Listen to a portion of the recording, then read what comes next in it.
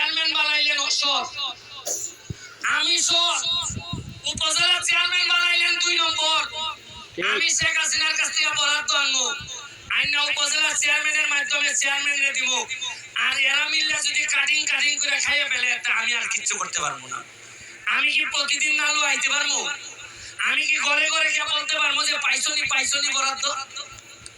আপনাদের কাছে আমার একটা চাওয়া, যারা বারবারই এইভাবে আপনাদেরকে দিমনেগো এইগুলা কইয়া যারা সারা জীবন নষ্ট করছে, এইবার সময় আইছে এদেরকে বলার যে শুনো, বহুদিন মজা মারছো, আমরা যে বইটা বানাইছো আর টাইম নাই, আমরা বইটা বানাইবো না।